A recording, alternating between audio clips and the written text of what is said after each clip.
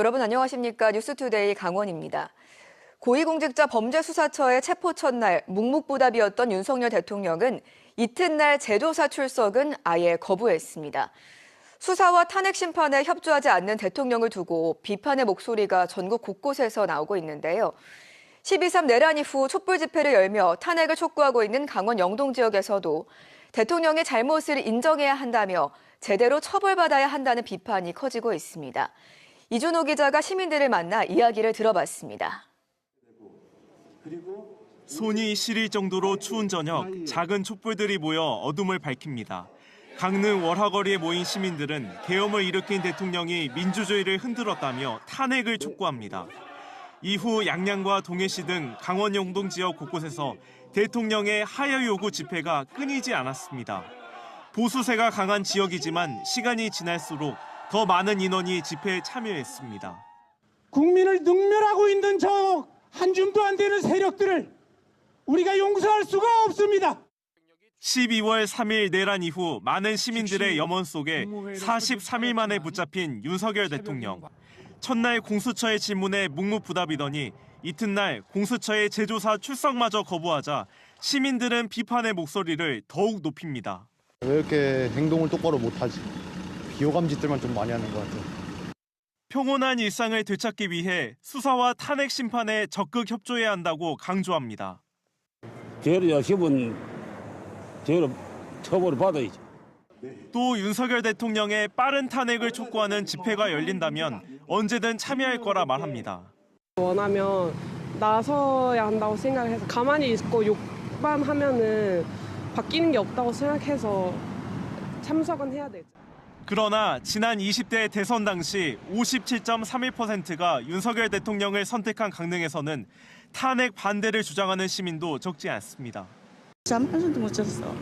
아주 정말 그 추운 데 가서 어떻게 지내는지 아주 정말 너무너무 가슴 아파요. 저렇게 임기도 멀지 않고 남은데 저렇게 되니까 좀 답답하죠. 보수세가 강한 강릉에서도 비판의 목소리가 커지는 가운데 대통령의 수사와 탄핵에 관심이 집중되고 있습니다. MBC 뉴스 이준호입니다. 원주시가 원광수 시장의 업무 추진비 사용에 대한 MBC 보도를 악의적 허위 보도라며 정정보도 소송을 냈습니다. 하지만 법원은 이를 받아들이지 않았는데요. 원주시는 비판적 보도에 대해 소송과 중재 신청 등 법적으로 대응하고 있는데 승소하거나 의견이 받아들여진 적은 한 번도 없었습니다. 권기만 기자입니다. 원주시가 원주 MBC를 상대로 제기한 두 번째 정정보도 청구 소송에서도 패소했습니다. 소송 비용도 원주시가 부담하라고 판결했습니다. 원주시는 홈페이지에 공개된 원광수 시장의 업무 추진비 사용 내역을 보도한 작년 4월 뉴스에 대해 적법하게 사용한 업추비를 마치 부정하게 쓴 것처럼 보도했다며 원주시 명예를 훼손한 허위 보도라고 소송을 제기했습니다. 하지만 법원은 보도 내용이 허위가 아니라고 판단했습니다. 또 경찰이 수사하지도 않는데 수사한다는 악의적 허위 보도를 했다는 원주시의 주장도 경찰이 이와 관련해 시청을 압수수색하면서 거짓으로 밝혀졌습니다. 재판부가 사실관계를 면밀히 판단해서 타당한 판결을 내렸다고 생각합니다. 원주시가 이 비판 언론을 하는 언론사에 대해서 반복적이고 감정적인 이런 재판 청구를 계속하고 있는데 앞으로 이런 일이 반복되지 않기를 바랍니다. 이로써 민선 8기 원주시정을 비판한 원주 MBC 기사 5건을 두고 원주시가 제기한 2건의 정정보도 청구 소송은 모두 패소했습니다. 문화정책 관련 뉴스에 대한 언론중재 신청 등 비판적 뉴스에 대한 원주시 법적 대응에 수많은 공무원들이 동원됐고 수천만 원의 혈세가 변호 비용으로 낭비되게 됐습니다. 하지만 원주시는 정정보도 청구가 인용되지 않은 것일 뿐 보도 자체가 진실이 되는 것은 아니라며 이번 소송에 문제가 없다는 입장을 밝혔습니다. MBC 뉴스 권기반입니다. 지난해 말 춘천시의 한 음식점에서 주인과 손님 등 3명이 40대 남성에게 맞아 다쳤습니다. 알고 보니 이 40대는 강원도 지자체 지방의회 의장의 아들이었습니다. 이송미 기자가 취재했습니다. 춘천의 한 상가 음식점입니다. 여성 2명이 음식점 앞에 있고 경비원이 한 남성을 음식점 밖으로 끌어내립니다.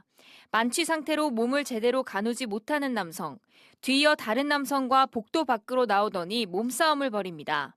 지난해 12월 16일 새벽 한 40대 남성이 식당에서 다른 손님을 폭행한 혐의로 경찰에 붙잡혔습니다. 같이 온 일행 1명과 싸움을 말리던 식당 주인까지 모두 3명을 때렸습니다. 네, 사건이 일어난 곳입니다. 지금은 이렇게 문이 잠겨 있고 영업을 하지 않고 있습니다. 사건 당시 피해자들은 아무런 이유 없이 맞았다고 주장합니다. 얼굴을 맞고 종아리까지 물리면서 전치 2주 진단을 받았습니다. 말이라도 속던가 이랬으면 원래 알던 사람이 많이 이랬으면 상관이 있는데 그런 문제 없이 그냥 무차별적으로 이렇게. 싸움을 말리던 식당 주인은 뇌진탕으로 입원까지 해야 했습니다. 수정감하고 기절해가지고 나중에 정신 차려보니까 그냥 때리고 걔네가 집사람한테 신고해가지고. 알고 보니 이 40대 남성 강원 지자체 한 지방의회 의장의 아들이었습니다. 해당 지방의회 의장은 도의적으로 잘못이 있다며 피해자들에게 사과하고 싶다고 말했습니다. 상해를 입으셨다는 분이 계시니까 도의적인 측면에서라도 어버이로서 죄송한 마음이. 40대 아들은 술값을 계산하는 문제로 피해자 1명과 시비가 붙어 시작된 싸움이라며 일방적 폭행이 아니라고 주장했습니다. 경찰은 이 남성을 상해 혐의로 조사 중입니다. MBC 뉴스 이송미입니다.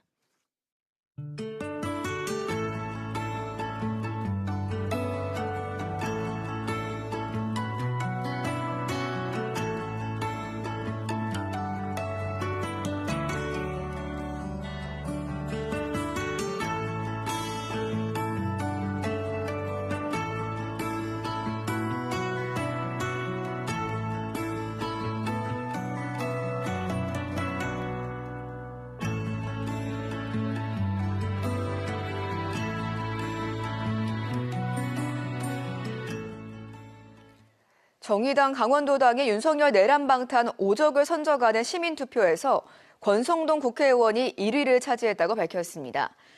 강원도당은 지난달 23일부터 15일간 시민 1,413명의 온라인 투표를 받은 결과 권성동과 추경호, 윤상현과 나경원, 김민전 국회의원이 내란 방탄 5적으로 선정됐다고 밝혔습니다.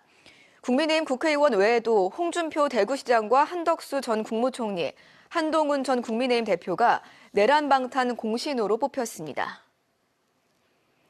의정 갈등의 여파가 계속되는 가운데 강원도 내 수련병원 전공의 출근율이 10%대에 불과한 것으로 나타났습니다. 임미애 국회의원이 보건복지부로부터 제출받은 자료에 따르면 지난 7일 기준 강원도 전공의 367명 가운데 41명이 출근해 출근율 11.2%를 보여 제주와 울산, 경북에 이어 4번째로 높았습니다. 특히 인터넷 출근율은 0%로 정원 76명 중 1명도 출근하지 않고 있는 것으로 파악됐습니다. 강원도가 지역 소멸 위기 극복을 위한 시군 설명회를 열고 국비와 도비 공모 사업을 설명했습니다. 강원형 기회발전특구 지정과 민관상생 투자협약 사업, 취약지역 생활여건 개조 사업과 지방소멸 대응기금 사업 등 11개 사업을 설명하고 의견을 들었습니다. 강원도는 강원시군의 적극적인 참여를 기대하고 있습니다. 또 중앙부처와 적극적으로 소통해 지자체 맞춤형 컨설팅을 추진할 계획입니다. 지난해 11월 빙판길 43중 추돌 사고가 났던 원주 만경 2교에 대한 안전조치가 추진됐습니다. 해당 구간의 제한속도가 기존 시속 70km에서 50km로 하향 조정됐고 발광형 미끄럼주의 표지판과 방향 표지판, 후방 과속 단속 카메라가 설치됐습니다. 강원도 도로관리사업소는 수막 현상 방지를 위해 도로 표면에 물 빠짐 공사 등도 완료했지만 도로 열선 설치는 계획이 없다고 밝혔습니다. 최근 독감 대유행에 따른 폐렴 사망자가 증가하면서 원주 추모공원 화장장이 확대 운영에 들어갑니다. 원주시 시설관리공단은 올해 들어 화장 예약 건수가 급증하고 있어 화장로를 기존 5기에서 6기로 확대해 운영한다고 밝혔습니다. 또 관내 미예약분에 대해서는 타 지역에서도 이용할 수 있도록 전일 오전 10시에 예약을 조기 개방합니다. 최근 전국적으로 사망자가 늘면서 화장장을 구하지 못해 통상 3일 치르는 장례를 4일장으로 치르는 경우도 늘고 있습니다. 강릉시가 2023 지역관광발전지수에서 1등급에 선정됐습니다. 문화체육관광부가 전국 151개 기초지자체를 대상으로 2023 지역관광발전지수를 분석한 결과 강릉시는 관광자원과 인프라 지표를 다루는 관광 수용력과 관광객 수, 관광 만족도, 관광 지출액의 지표를 다루는 관광 소비력에서 1등급을 기록해서 종합 1등급에 선정됐습니다. 지역관광발전지수는 문화체육관광부에서 2015년부터 2년 주기로 조사해 발표하고 있으며 종합 1등급은 관광도시 브랜드부터 관광객 만족도까지 관광산업이 두루 발전했다는 의미로 분석됩니다. 동해시가 2025년 새해 주요 정책 목표를 미래 성장 동력 창출 등 모두 5가지로 정했습니다. 또 무릉별 유천지 2단계 개발 등 글로컬 관광도시 조성과 함께 힐링 공간 역할을 할 전천 활성화 등의 도시 인프라 구축이 뽑혔습니다. 이 밖에도 동해시는 맞춤형 복지도시를 실현하기 위해 구호천고 신축 등을 추진하고 또 지역 소멸을 막기 위한 산후조리 지원 사업 등을 진행할 예정입니다. 동해시는 이번 5가지 목표를 조기에 달성하기 위해 올해 초 사업비를 신속히 집행하겠다고 덧붙였습니다. 태백 연화산과 대조봉 등 태백 지역 일원에서 오는 19일 스노우 트레일런 대회가 열립니다. 태백시 철인 3종협회에서 마련한 이번 대회 참가자들은 13km와 30km 코스로 나눠 태백산과 어평제, 한백산 일원 등 태백 지역 산길을 달릴 예정입니다. 태백시 철인 3종협회는 스노우 트레일런 대회에 이어 하반기에는 태백산 산악 지형을 활용한 한백산 철인 3종 대회를 열 계획입니다. 속초중학교 남북권 이전을 위한 토지 보상과 수용이 본격 추진됩니다. 속초 양양교육지원청은 속초중 이전 예전지인 조양동 일원에서 도지사와 사업시행자, 토지 소유자가 각각의 입장을 반영해 추천한 감정평가 법인의 현장조사를 실시했다고 밝혔습니다. 강원 뉴스 마칩니다. 고맙습니다.